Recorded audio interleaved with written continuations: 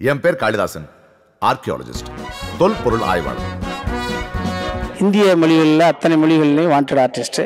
அவர் அதெல்லாம் தள்ளி வச்சுட்டு இந்த படத்தின் கதையின் மீது ஒரு ஈர்ப்பு கொண்டு இந்த படத்தை டைரக்ட் பண்ணியிருக்கிறாரு. அவர் கூட நடித்தாலே ஒரு சந்தோஷம். நான் நடிச்சிட்டு இருந்தேன், அவர் டைரக்ஷனில் நடித்தேன் அப்படின்றது ஒரு எனக்கு இரட்டிப்பு சந்தோஷம். நேரில் வந்தால் பல்ல உடைச்சுவாமோட. அப்படியே சொன்னா உங்களை எங்கேயோ பார்த்த மாதிரி இருக்குங்க. இப்படிதான் ஆரம்பிப்பாங்க.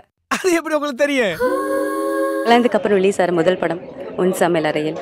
ஹரிதாஸ் இதுக்கு முன்னாடி ரிலீஸ் ஆச்சு. அண்ட் இந்த படத்தில் பார்த்தீங்கன்னா பியூட்டிஃபுல் ரோல் கொடுத்துருக்காரு பிரகாஷ் ராஜ் சார்.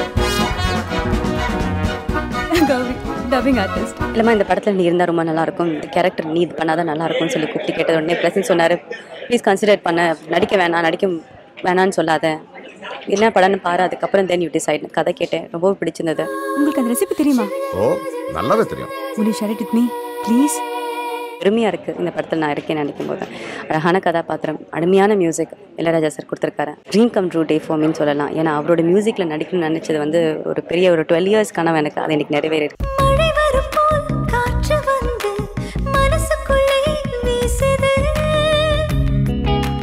உன் சமையல் அறையில் ஜனரஞ்சகமான ஒட்டுமொத்த குடும்ப உறுப்பினர்களும் ஒன்றாக அமர்ந்து பார்ப்பதற்கு தகுதியுள்ள படமாக இருக்கும். படம் பார்த்துட்டு கண்டிப்பாக உங்கள் எல்லாருக்கும் ரொம்ப பிடிக்கும். பார்த்துட்டு நீங்கள் கண்டிப்பாக எங்களுக்கு வந்து நல்ல ஃபீட்பேக் கொடுங்க. தேங்க்யூ.